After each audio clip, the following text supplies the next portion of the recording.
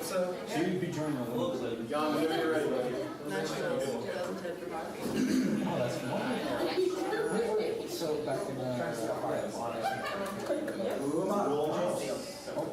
Roll? Roll 7. so yeah. Master Kenshiro Ishimada is a world-renowned martial artist, philosopher, and scholar of Japanese history. Travel with Ichi a millennium back in time to marvel of Nippon, Japan, as he sifts through the forgotten puzzle pieces to unearth a fascinating mystery which will resonate with anyone living in this strange 21st century. What do bullet trains, handcrafted swords, modern-day cartoons, and the designer drug XTC have to do with one another? Join Ichi and his fully animated CG pals to find out. Thank you very much.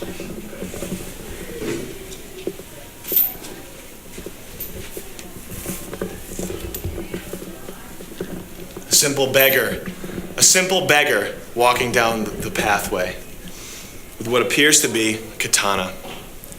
That's why I say don't judge a book by its cover. Would you believe that this katana right here, which I consider a toy, is actually the basis for the Buster Sword, Final Fantasy VII, okay? It's pretty cool, right? That's right, guys, okay. About your host, my name is Master Kenshiro Ichimada. I'm musically inclined. I've invented a new hybrid dubstep called Armageddon Step. I have a street fight record of 7 fights, no losses. My fighting style is a mix of MMA fighting and Shotokan close quarters combat gunfighting, such as what you would see in Metal Gear Solid 4, such as that. All right. And, excuse me, miss, please don't leave. Okay. Guys, don't leave, trust me. It's about to get hot in here. You're going to see some fireworks. I know that a lot of the stuff you've seen today has been disappointing. This is not going to be one of those things, okay? In the new upcoming Evangelion 3.0, the character Chris, aka Kodo, based on yours truly. I have a box here for donations. If any of you like what you see here today and you want to keep us on the road, please don't be stingy with your yen. Please pass that around. Thank you. Okay. So, who am I exactly? I'm a student of the world, a student of all different cultures around the world, notably Japan. I'm neuroatypical, I am non-cisgendered, and I do have a slight speech impediment, so if you notice me screwing up my speech at all, please don't make fun of me. That's just the way that I speak. And what you're about to see is basically a TED Talk for anime. I don't know if you're familiar with TED Talks, but they're these prestigious, these talks, these speeches, really awe-inspiring stuff, and you're about to see one for anime. We'll start with some quotes. Here's a quote from the movie Kick-Ass. This is Hit Girl right here, my favorite character. Big Daddy, good job, I'm so proud of you, baby doll. Are you okay? Hit Girl, but getting shot, Daddy, it hurt a lot more when you did it. Big Daddy, that's because I used low velocity rounds, child. Hee hee. Hit Girl, you're the kindest daddy in the whole world. Big Daddy, no, I love you. Hit Girl, I love you too. Daddy, I love you too, Daddy. Sleep tight. It's inspirational quote number 1. Number 2, movie Sucker Punch. Everyone has an angel, a guardian who watches over us. We can't know what form they'll take. One day, old man. Next day, little girl. But don't let appearances fool you.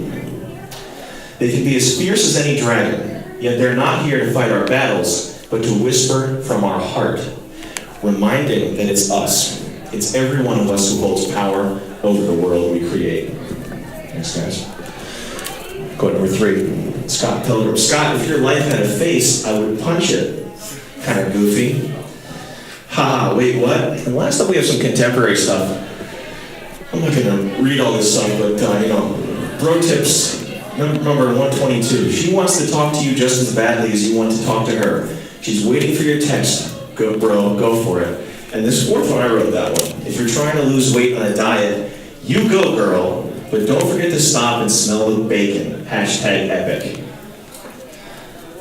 Folks in the audience here, videotaping is of course permitted. I think we're going to see a lot of exciting remixes on YouTube with the footage that you shoot. I can't wait to see what you guys come up with our stuff. with the stuff I'm going to present to you, but please get in contact with me after you film the stuff. I need to see what you're going to put online there. I have to okay it before it goes up, so please get in touch with me. So where are we at here? What's the deal? Who's this 17-year-old kid up in here with a dream about some anime? A few years ago, I was faced with the following question. What do you do when your life is just... Are we allowed to swear here, by the way? Can I just say the SH word? Is that not allowed? Keep it... Okay, don't worry about that. Okay. So what do you do when your life's just a bunch of BS? Okay, I think we know what that word means. Your only friends are ones you've never met in real life. They're imaginary. They're on your MMO game, playing MapleStory, right? And you're on DeviantArt getting more negative criticism than positive criticism. And forget your dream of having a Japanese girlfriend. You're going to be lucky to have a girlfriend, period. We've all been there. I think we know exactly what we're talking about here. And so I knew I had to find something. I knew I had to do something great. I see a flyer, community college, anime club. 2 weeks later, I'm there. I'm getting a degree from a somewhat prestigious community college. And I'm learning about medieval Japanese folklore and mythology, kinds of crazy stuff that would blow your minds. My Yu-Gi-Oh! Unboxing videos on YouTube are getting hundreds of thousands of views. I'm well on my way to being able to make a living just on YouTube. And as for a girlfriend, well, as you can see, she's not Japanese, but she games like one.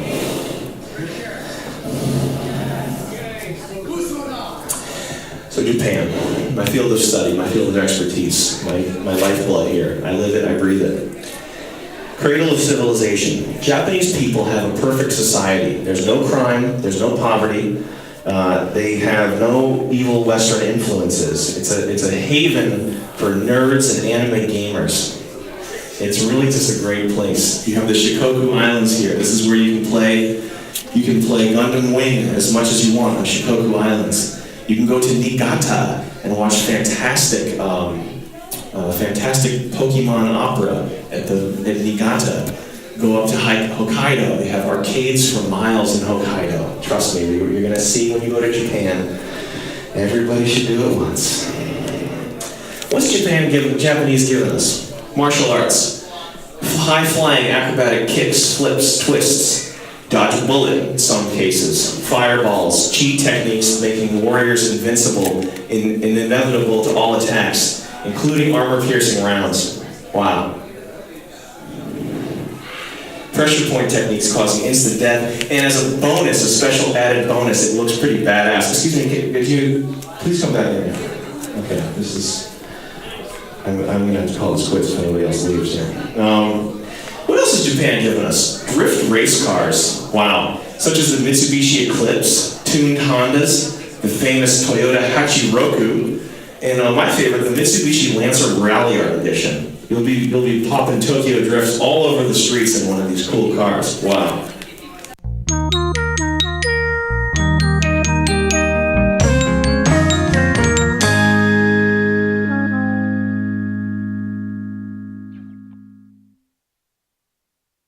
You can save your questions for the end. The questions you can wait till the end. The shirt that I'm wearing right now is actually Japanese kimono fabric. Japanese kimono fabric.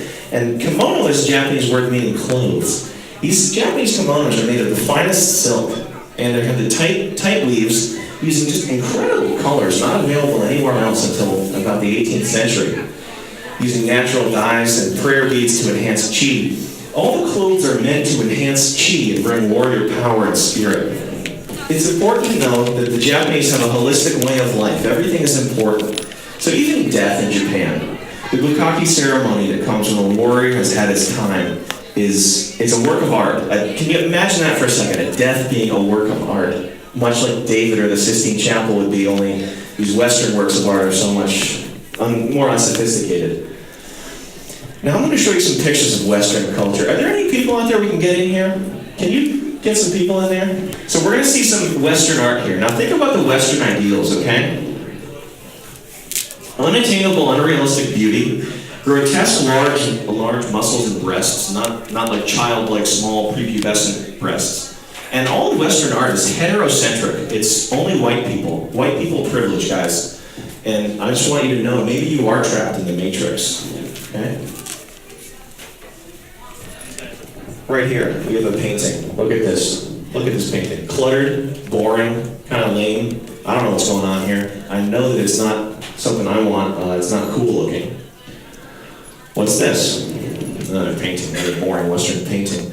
Obviously trying too hard. It's dark. The faces are not realistic.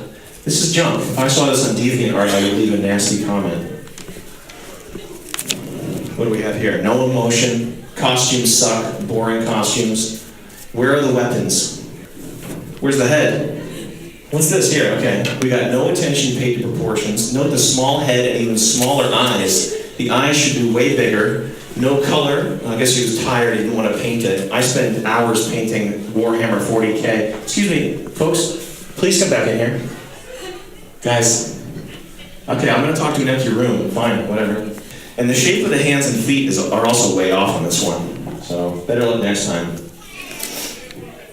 Wow. This is Batman's cave. Zen philosophy is all about simplicity, elegance, beauty, okay? This is cluttered. I could make this out of Legos, but it's cluttered at the end of the day is what it is. It's just a bunch of crap.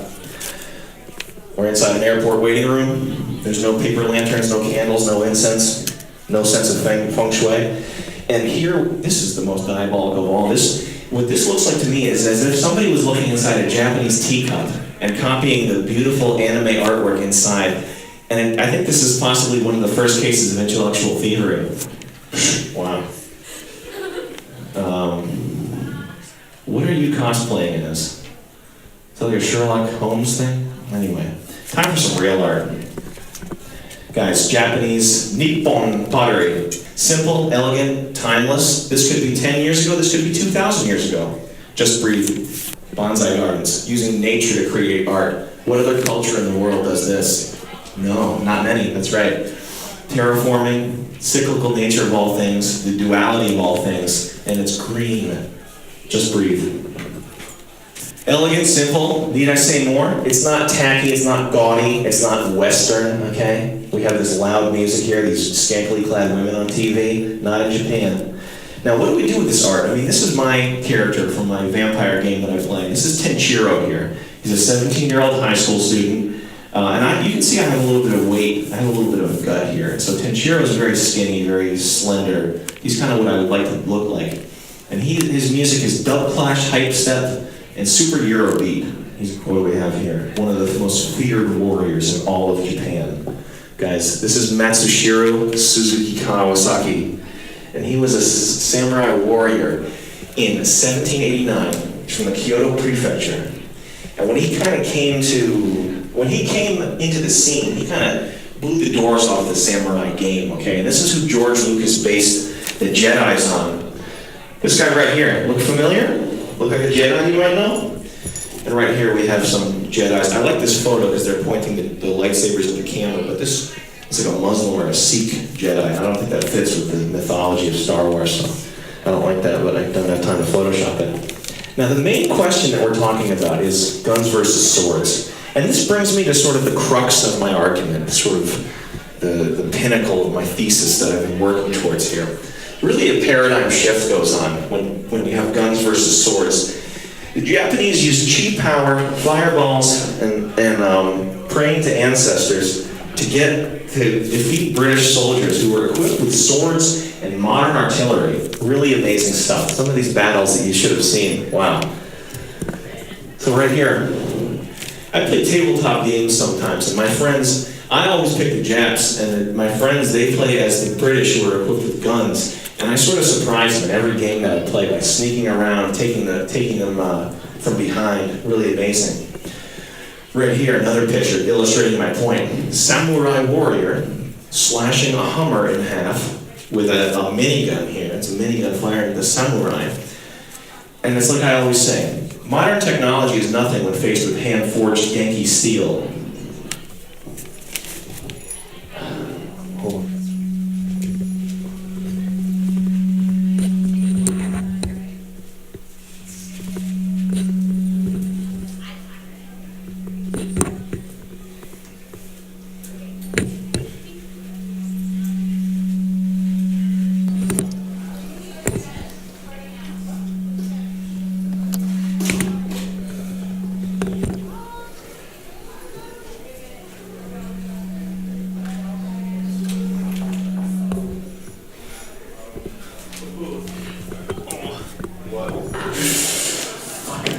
Sorry, excuse me. So anyway, we're halfway through our talk here on Japanese culture. We're halfway through our talk here. And what I'm doing is I'm showing you a bunch of cool things and then I'm interconnecting them. So I'm really going to blow your mind by telling you stuff about these cool things and then connecting them. You're gonna say, geez, I didn't know teacups and martial arts and swords and bullet trains were all connected. Oh, God. Wow. What do we have here? It's an image we've probably all seen before. What you might not have known is that this is actually the Buddhist wheel of life. Wow. Wheel of reincarnation right there. Social media, Web 2.0. And it's here that we really get into sort of the crux of my argument, okay? A paradigm shift is going on in technology. New sort of websites where you can look at your friends and look at what they're doing. Twitter, MySpace, Zixo, Foursquare, you have Pandora, all these cool websites. And these are poised to really go viral soon. And what we see is an interesting shift in the way that people are interacting and people are having gatherings together. So steampunk, you have people going on Twitter to find their steampunk meetups, and you can just put on some gear goggles and go down there. And what's kind of cool is you can customize your avatar, and you can customize your internet operating software to look more steampunk. That's pretty cool. This guy right here, imagine walking up on this. That's pretty badass, if you ask me. It's awesome. This right here, another perfect example, shining example of what I'm talking about. These two, she's disabled, but she's steampunk. They've got swagger like what? It's unfortunate I have to stop this presentation halfway through to talk about something that happened to me online recently. It came to my attention that some of my material had been posted on someone's website calling himself the Angry Video Game Nerd. Which is kind of an interesting name. Anyway, he wrote back about my videos that I posted. I put like 5 videos on there. I told him to watch them whenever he had free time. And he said, I checked your stuff out and it's not for me. Sorry. And so I just want to say, Angry Video Game Nerd, you're a scumbag loser. And if you want drama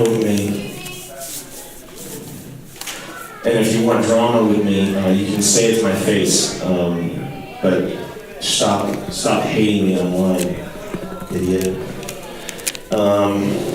And so around the 15th century, we really start to see a paradigm shift going on. A shift in the manufacture of Japanese katana. Right here we have pictured a 12th century Mifune blade. It's a priceless work of art, as deadly as it is priceless. And I sell these on my website, so you can check these out later on. I'll show you the link. You're probably familiar with the butterfly effect, right? A butterfly, one side of the world, flaps its wings. The wind turbulence goes all the way around the world, and the next thing you know, you have a tsunami. A tsunami going on. Now, some people say that the tsunami in Japan is payback for Pearl Harbor, and I think that's very insensitive.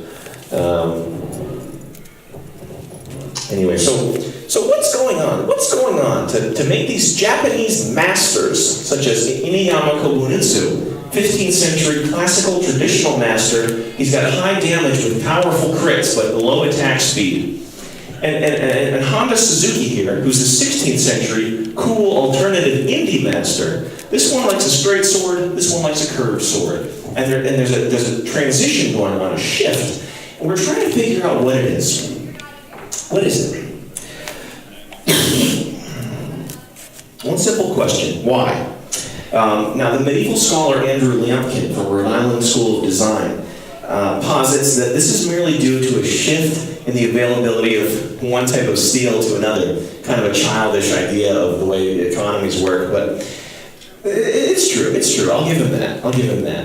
But what I have to say in reply to this is that the Japanese masters are very conservative, very traditional swordsmen. So the increase in the price of a certain type of steel to another type of steel is not going to make them shift over overnight. It's just not. So we looked at the data. We combed through historical records. We went through piles and piles of manuscripts and scrolls going back thousands of years. And what we found was shocking. What we found was this. Wow. Striking beauty. Even today, thousands of years later, this painting still holds so much power and majesty. This is a painting, a Dokyo-e Inkblot by Ukyo-den Goku Beyblade, a Japanese painting master of the Changping style, using watercolors that were not used in Europe until centuries later. So in case you're thinking Western art is the tops, think again.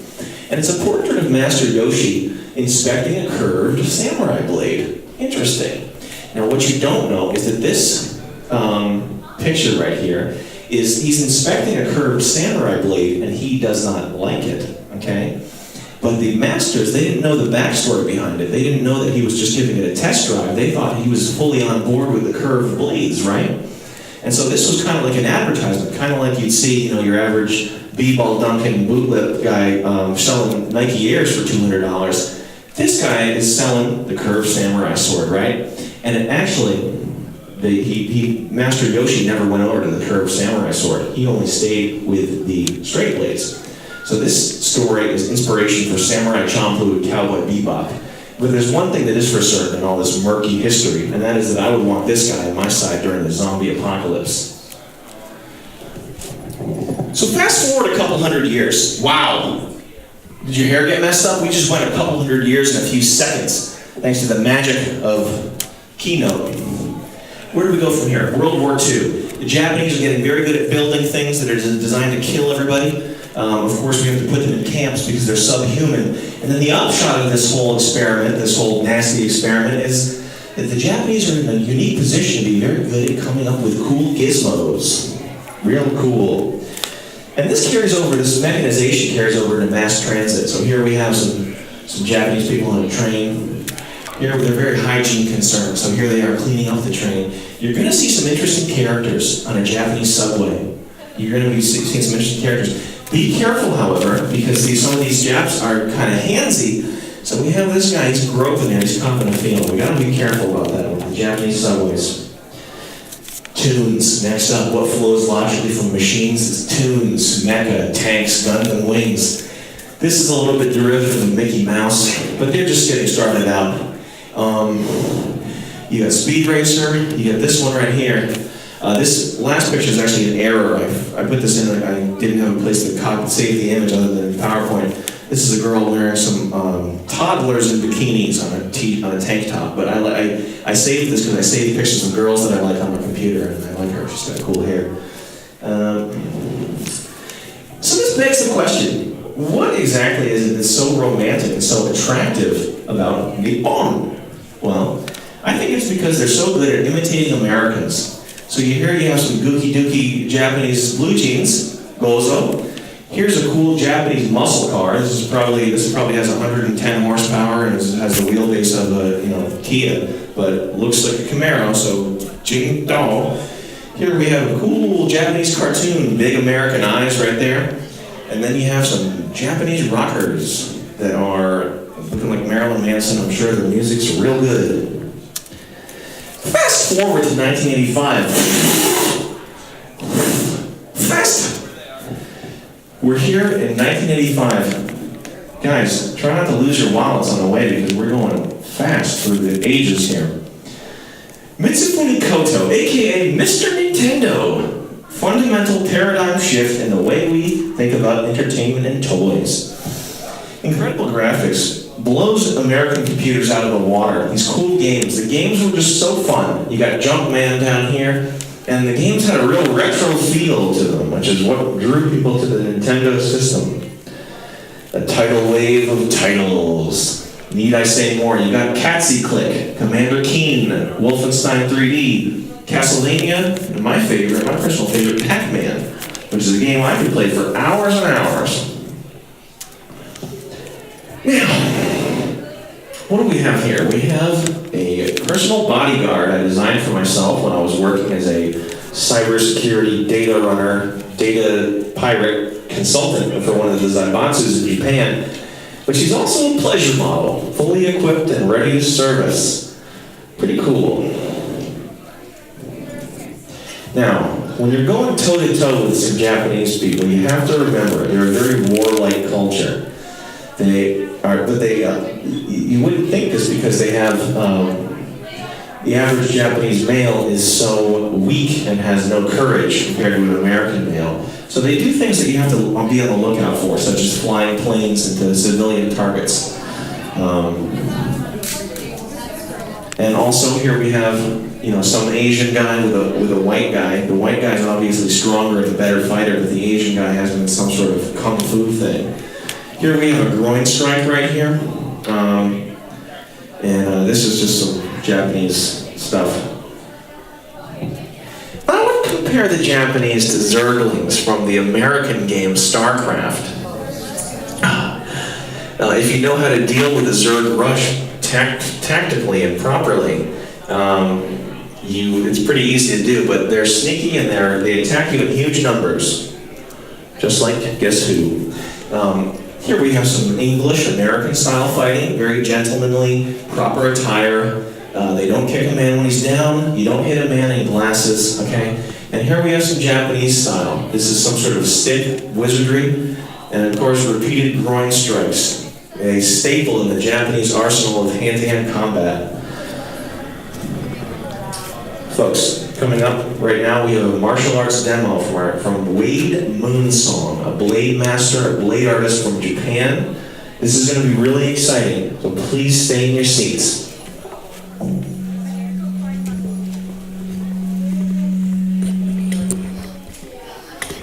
Shizuku Tanjobi.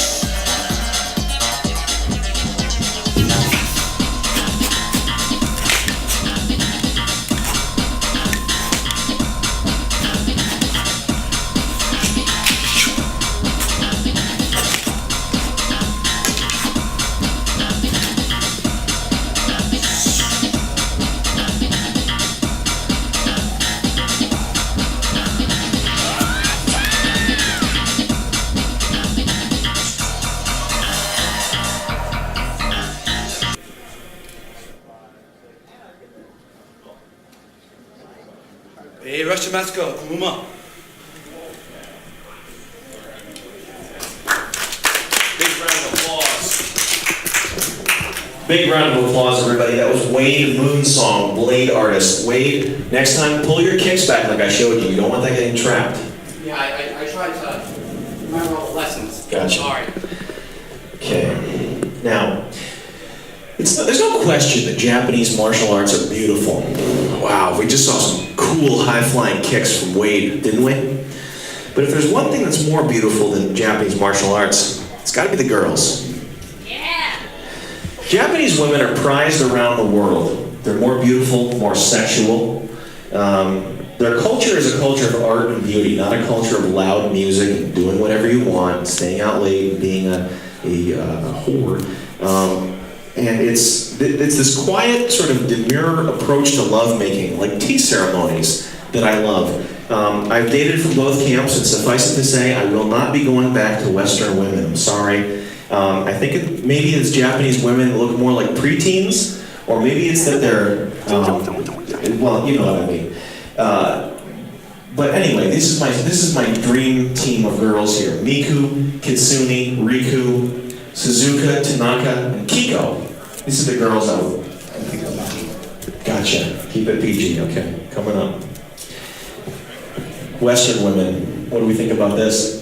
Here's a girl who's she's a high school cheerleader. I think we all know what that means. Keeping it PG, but college. What's she doing in college? 20 single life. bar scene, quote-unquote dating. She's watching shows, spurred on by shows like 30 Rock and The Office.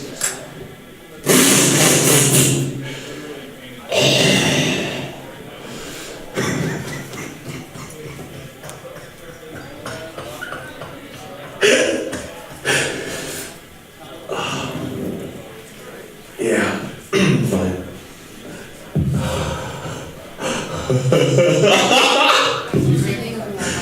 Okay.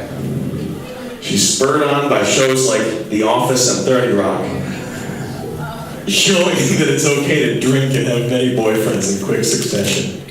And by the time they get to you, this is you right here, the nerdy gamer guy, right? That's you. You're not overly muscled, you're not a big drinker, but you'll take care of her, right? Her problems are now your problems. This is probably not a PG captions here. I'm just let you read that for a second. I'm going to say it. I'm just kidding. Here's a list of, what do we see? This is not PG either, but you got to hear it sometime. Here's a dating profile. Jen, age 24, nursing student. Favorite music, T.I. and Lady Gaga. Illuminati pop music. Activities, drinking and spreading your legs for overly muscled jocks. Future plan, marry a gamer because he has a good job. Well, the jock was doing drugs and failing math tests. I'm all used up. But a nerdy gamer would fall for my manipulation and provide for me, so I can always live the party lifestyle. I think we all know a Jen or two around here. Yes, please. And folks, we just re-elected 4 more years of this. Is this what you want?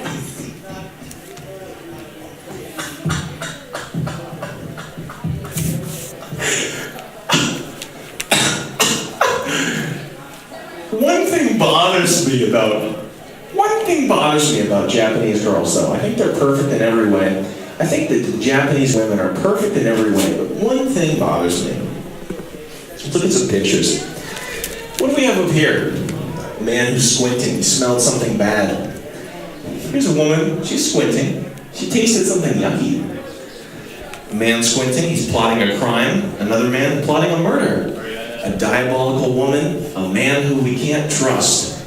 Squinting eyes, are these beautiful? Is this what we consider beauty? It's probably a bad idea. That's my question for you today. And even Japanese people will agree. In Japan, they spend a record number of dollars on plastic surgery, eye correction, and teeth correction. Jeez. Now, this begs the question, do Japanese people have souls? And the conclusion that I came to after a paradigm shift was that yes, they do have souls.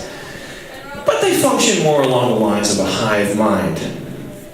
The sentinels from the Matrix, bees, Japanese people. Right there, look at them. Like drones. And I think this is why they're so good at coming up with Casio watches and Nintendo games. Even their language sounds like a computer, although it's not an American computer such as an Apple by Steve Jobs or a Compaq. It's more along the lines of a gobbledygook chain computer. They sound... the words... The syllables are like bong, dang, dock, ching, pow. Anyway. Now, we got a problem, folks. What is it exactly that makes people think that Japanese people and Chinese people are somehow good at fighting? Like they can magically, summon some sort of energy from within and use it. I mean, Bruce Lee was what, 130 pounds? You know what happens to a 130-pound person in a fight? Look at this guy. Yeah, he's got definition, but what do you think is going to happen if you can trim all the fat off your body?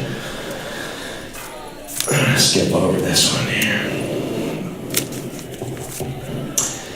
So, Japanese are kind of looked at as these ultimate badass ninja warrior assassins, right? Like this guy right here, whoa, he's dark. He'll probably throw something at you with 100% accuracy, right? He'll throw something and kill you with a needle, right? What I want you to do is an exercise with me, please. Look at the average Asian man's wrist, and look at John Goodman's neck, and compare the two. My thesis that I would posit, after I looked at the data, and I found an interesting conclusion, is that John Goodman would probably beat like 3 Bruce Lees. Like he could probably just kick them and they'd go flying like soccer balls, in my opinion, in my educated opinion, because I am a martial artist, and a damn good one. Now this brings to mind an interesting anecdote. Back when I was a research student in high school, I was chasing around Alex Chang, who was a Taekwondo black belt, right? This kid was a Taekwondo black belt. Wow, gee whiz, wow. Black belt in Taekwondo. I was throwing little paper throwing stars at him, and he starts doing these like flipping moves in front of me like this, and I didn't even realize he was trying to punch me. I didn't even realize he was punching me. I thought he was just like flailing his arms. Really ineffective techniques, Japanese. Now, if you go on a computer and you look up Junior Idol, you're gonna find some really weird stuff. And this is not an adult here. And the reason for this is because Japanese people are all sickos. What's this right here? This, to me, looks, oh, this is a cute character, right? To me, looks like child porn. And this is what Japanese people look at on the trains every day. You, come here. Excuse me? With the headband, come here. Why are you talking to him like that? Because he has been purposefully ignoring the people out here in the hallway, and we would like to have a discussion with him. Could the purposeful ignoring be having to do with the way you're talking to people? Just pointing at them and going, you come here? We have tried to be nice, and we have tried to have a conversation with him before. We're hiding in the back of the hotel. Okay, what's the scoop? What do we need to fix here? Because he has been violating protocols of this convention. Okay, go ahead. Let's hear it. Hit me. Give me all you got. What's the deal? When people are on camera Yeah. and they request to be taken off camera and you purposefully follow them out of a room, that is a huge violation of their personal rights. Okay. And thus the violation of this convention. I got you. Alright? All right, well, it's going to stop. You have my word of honor, and I am an honorable man, unlike many Japanese people. Okay. Now you do understand it's a Japanese convention supporting Japanese Oh, I culture. do love Japanese culture. I got you. Okay. Okay. Alright, so we're all set here? Absolutely. No more film. Hey, shake my hand here. Be a man about it. Nice. Alright. Nice. Okay. So anyway, Japanese people put eels on girls' heads and do things with, I'm not even going to say what they do with bowling pins, but you know, you're reading a smut book on the subway about toddlers and you think that's normal, and that's what's normal for Japanese businessmen. Half the people in this room right now, brainwashed by supple young limbs. And guys, these images are tame, okay? The stuff I have on my computer is way worse. The stuff I'm showing you here is just nothing. The average gamer, Japanese male, average US gamer or Japanese male, period, stops developing mentally at age 13 to 15, which is why they're so attracted to young girls. The girls are so beautiful and so young, and that makes women jealous, which is why this is even an issue. Now folks, raise your hand. Does anybody know about Unit 731? Anybody know about Unit 731? During World War II, the Japanese people kidnapped a bunch of Chinese people and did experiments. 3 more minutes, I'm so sorry. And did experiments on them that were so savage and pointless that even Hitler was grossed out. Tried to replace the blood with saline solution, etc. You've probably seen some Japanese horror movies along these lines, but I think if you knew the real deal, you'd be like, oh boy. And that's why I say, nuke them all. And that's exactly what I would say if some Japanese person tried to start something with me and tried to use martial arts on me. I'd just be like, dude, we killed 2 million of your people. Kaboom! Jeez. Thanks everybody for watching. Thank you so much. I have a website where I sell cool Japanese products. You can get Chindojiman, you can get Kukui Papimon, you can get cool Japanese Yum Yum candy, and you can get, you can go to, I'm on Etsy.com, I sell my Leatherworks, I have my Zanga where I have my thoughts there. I'm on MapleStory, and that's about it. Hold on a second. Hey Sam, can you look in the viewfinder in the back of that camera and see if it's on still? Guys, I leave you with one question. I'm going now, I'm leaving you with one question, and the question is twofold. 1, do you think Obama is a Manchurian candidate? And 2, do you think the Colorado movie theater shooter is an unintended or maybe intended consequence of CIA MK Ultra type projects? Or is he just some lunatic who went crazy? He was a brilliant young scientist whose aspiration was to own a popcorn machine, and the next thing you know, he's going nuts and going crazy, which is the way the human mind works. I guess that happens all the time. In closing,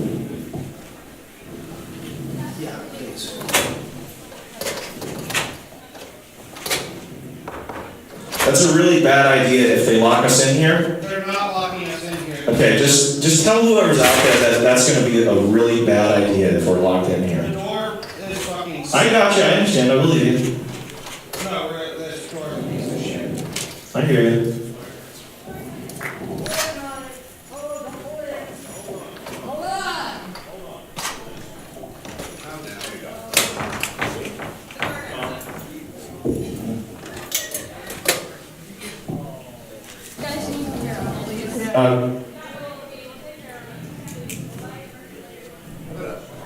In closing, everybody, fuck you ugly. Thank you very much.